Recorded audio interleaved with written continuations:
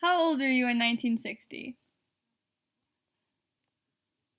I was born in 1964. Okay. Where did you live during the 60s and 70s? Um, from 1964 until 1971, I lived in southeast Livonia, right on the border of Redford. Okay.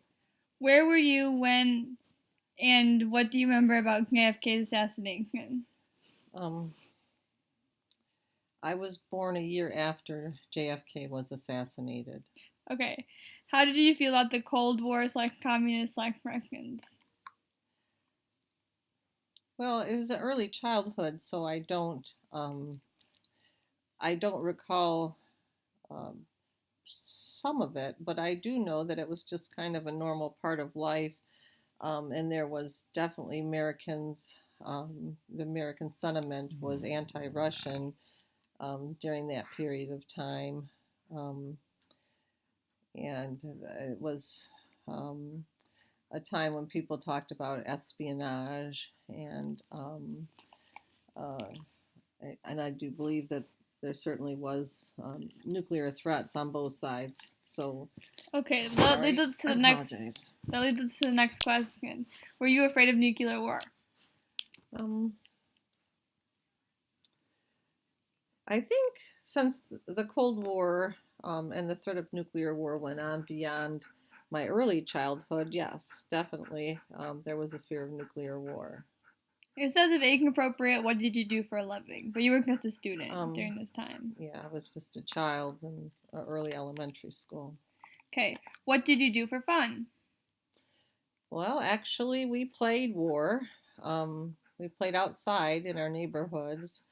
Um, and I know I had an older brother who, this was also during the Vietnam War time, and he was only 3 years older than me. So, but a lot of his toys were GI Joes, um, war guns and war toys, and that wouldn't be unusual to play uh, war games and things with the neighborhood kids. But um, for fun, I probably played house. Okay, what memories can you share about racial issues problems during the 60s, 70s Oh, in your area? So this is more talking about like civil rights, because there's one about the Detroit riots towards the bottom. okay. Um, I grew up in a predominantly white neighborhood, and I guess I was probably too young to see uh, definitely see racism. However, I think I do, would recall that definitely there was adult speak with definitely racial undertones. Definitely a difference, and it would have been unusual. I suppose maybe seeing I will say my grandparents would have been very upset to see a white girl with a black man. It wasn't really accepted at the time, and I'm not saying that that is a right thing. I'm just saying that that was more of what would be considered a norm. Yeah. Do you remember anything about like Martin Luther King speak or anything like that? That was 1974, maybe? No, I don't particularly remember anything about that. Okay. What memories can you hear about women's rights like issues during the same time and location? Hmm. I think during the time, most the moms that I knew were stay-at-home moms. Um, my almost all my friends' moms stayed at home, and the husbands worked, and a lot of times it was a one-car family. Um, I know that when my aunt and uncle got divorced, my aunt went to work. Um, it wasn't that all women didn't work, but I would say that majority of the moms that I knew were stay-at-home moms. Okay. Do you have any memories about the Detroit riots?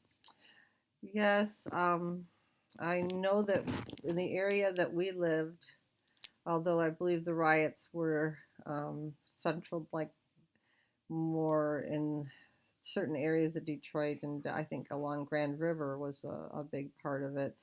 Um, the area that I lived in Livonia was one city away from the border of Detroit, so we were actually probably only about 2.5 miles or so from the border of Detroit. I know that there was a lot of fear, and uh, I remember my mother making us play inside during the time of the riots. I don't know if it was just during the peak time or the initial time. It's not like we never got to go back outside again, but there was a lot of fear as to where things were going to go and how much things were going to escalate. And I would compare it almost now to um, me being a mother of children of about the same age at time of 9/11. So not to these same extremes, but the fear that the people had. So. That's good. What were you or what wars like are your thoughts on Vietnam, the Vietnam War?